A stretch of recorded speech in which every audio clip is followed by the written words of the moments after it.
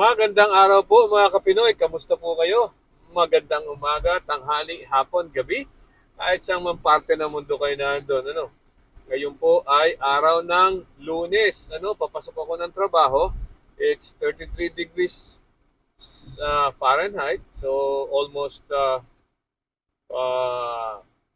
degree Celsius. Something like that. And happy Monday po. Happy Monday. I don't know why they call it Happy Monday. Pero siguro dapat kung may Happy Monday, Tuesday, Wednesday, Thursday, Friday, Saturday, araw-arawin na nating happy, para masaya tayo palagi. Hindi lang Monday. At any rate, ngayon po ay may ginagawang malakihang rally.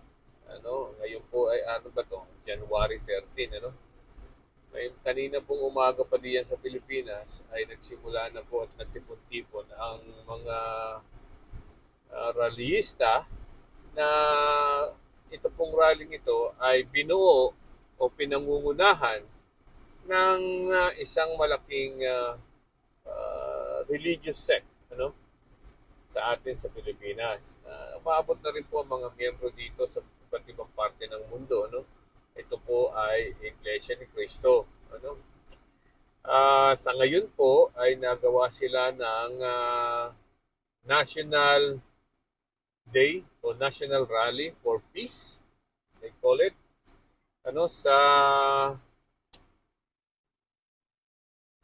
Dito sa Quirino Grandstand.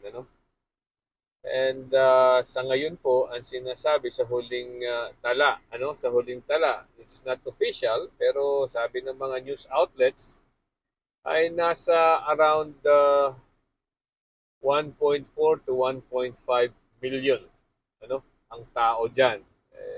I don't know how they calculate it or what.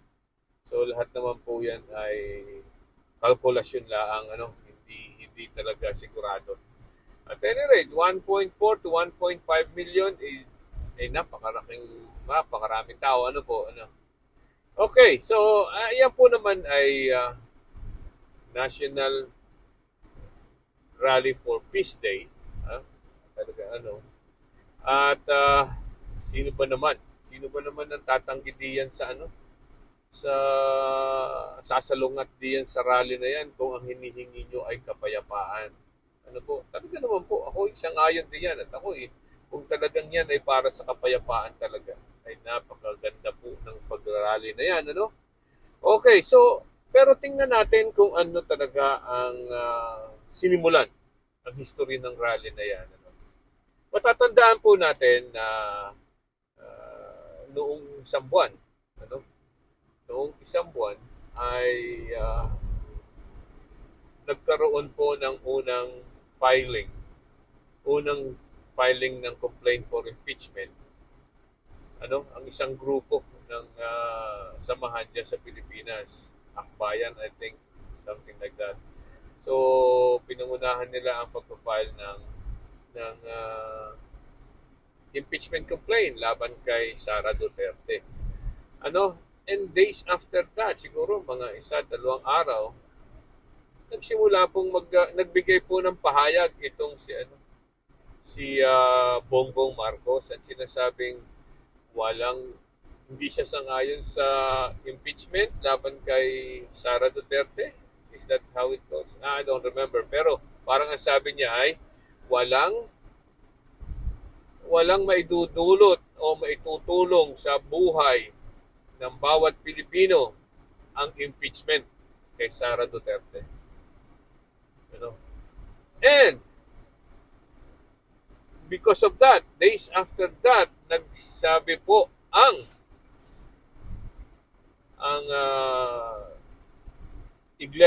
pamunuan ng Iglesia ni Cristo na sila ay mag-oorganisa o sila ay magrarally para suportahan ang statement ni Bongbong Marcos na walang kahihinatnan ang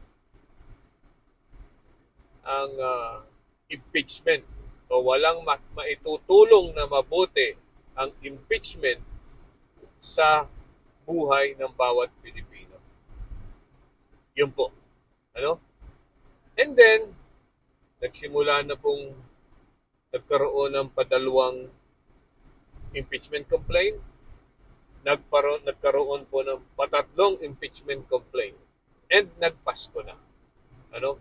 So more or less, mukhang hindi itinuloy agad ng Iglesia ni Cristo ang kanilang rally right away. Kasi po, alam nilang hindi pa matutuloy agad ang impeachment complaint. Ano, dahil magpapasko at may mga kung ano pang hinihintay, ano, na hanggang sa ngayon po talaga ay hindi pa rin na-file ang impeachment complaint. Okay? So, at ngayon, naglabas sila, mukhang ang inilabas nila ngayon na dahilan kung bakit nagkakaroon ng rally ang Iglesia ni Cristo ay dahil sa humihingi sila ng kapayapaan. Very good, ano? Ako ho ay sang-ayon din yan sa kapayapaan na yan. Pero alam niyo po, hindi natin maiwasan na isipin na yung rally na yan ay politically motivated. Why? Kasi po, yung rally na yan ay inisip at isinagawa unang-una sa kadahilanan ng tungkol sa impeachment complaint laban kay Sara Duterte. Sino ba ang nakikinabang diyan sa rally na yan? Kung hindi, of course, ay si Sara Duterte. Ano? Para ipakita sa buong Pilipinas na merong mga nagsusuporta laban sa impeachment complaint. Laban sa kanya. Ano? Yan lang po ang dahilan dyan. Hindi po natin maiwasang isipin yun eh. Ano? Hindi po natin maiwasang isipin. I might be wrong. Lagay nyo na lang po sa comment. Everybody has their own opinion. Ano? Ilagay nyo po dyan. And I will welcome everybody's opinion. But, sana po ay hindi po talaga ito tungkol sa pagsuporta upang hadlangan ang impeachment complaint laban kay Sara Duterte. Ano? Alam niyo po, at dahil po kung bakit, kaya ako nagsabi yan, dahil kung ang hinihingi ng rally na yan ay kapayapaan, hindi po natin maa-attain ang kapayapaan kung walang hustisya muna tayong makukuha. Kung walang accountability, ano, sa ating mga opisyal. Alright? Paano ko nasabi yan? Ano? Kung ang dahilan kung bakit yan ay sa mga rally na yan ay para hadlangan ang impeachment complaint laban kay Sara Duterte. Ang ibig po bang sabihin nun, pababayaan na lang natin tayong mga Pilipino na lustayin ang pera natin ng mga opisyal ng gobyerno natin. Ano? Right? Dapat ba nating pabayaan na lang sila at sabihin na lang na, oh, ay balo na. Kapayapaan ang hinihingi ko. Ano? Huwag na lang i-file ang impeachment. Huwag na lang ma-impeach yan si Sara Duterte. Basta may kapayapaan. Nasaan po ang hustisya diyan? Ano? Tama ba yon? So, ibig sabihin ba, pag may ginawang kalokohan at dinustay ng mga miyembro ng gobyerno, ang pera natin sa pansariling kapakanan at hindi nila maipaliwanag kung saan nila ginastos yung pera na yan, ay pababayaan na lang natin na gastusin yun at sasabihin, hayaan na lang yan. Ganun ba yun? Ha? Hindi po, ano? Diba? Parang mali eh. At mali talaga. Alright? Maling-mali. Ganito po. Sasabihin ko sa inyo. Ano? May pinagkatiwala akong kayong pera sa isang kaibigan nyo. Ano? May pinagkatiwala kayong pera diyan. Ngayon, itong kaibigan nyo, nung sinisingil nyo na, ay sasabihin ay, naku, ay nagastos ko na. Ay saan mo nagastos? Wala ka ng pakialam. Ha? Ay, siyempre, ano mararamdaman nyo? Pera mo yon. Tapos biglang nawala, hindi na lang ibalik sa iyo, no? Ganun din po ang nararamdaman natin, mga taong bayan. Na ang pera pinagkatiwala natin kay Sara Duterte, na hanggang ngayon na hindi malaman kung saan nagamit yan. Aba, ay natuloy ang pananahimik at tayo naman sasabihin ng Iglesia ni Cristo o ng mga miyembro ng mga naandyan sa Iglesia ni Cristo ay kapayapaan. Totoo po yun. Magusto ko po ang kapayapaan. Pero kailangan pong managot si Sara Duterte.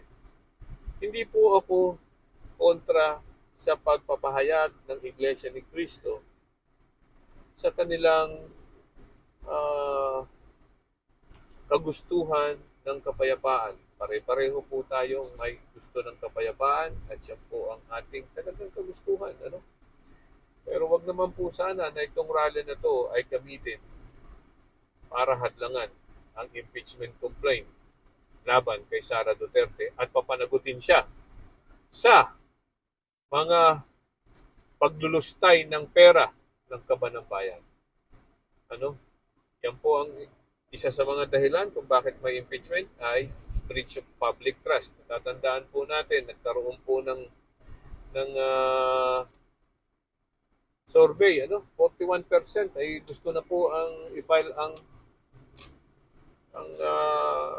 impeachment complaint. Ano? So, nandito naman at nagkaroon ng rally ang iglesia kapayapaan. Okay, sana nga po kapayapaan at hindi po harangan. Hindi po yan ang dahilan para harangan ang impeachment complaint laban kay Sara Duterte. Ano po?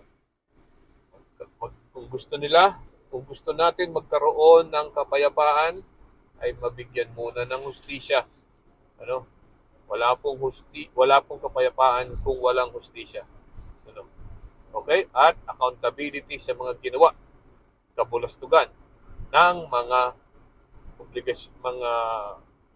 opisyal ng gobyerno natin. Lalo-lalo na particularly sa kasong ito ni Sara Duterte.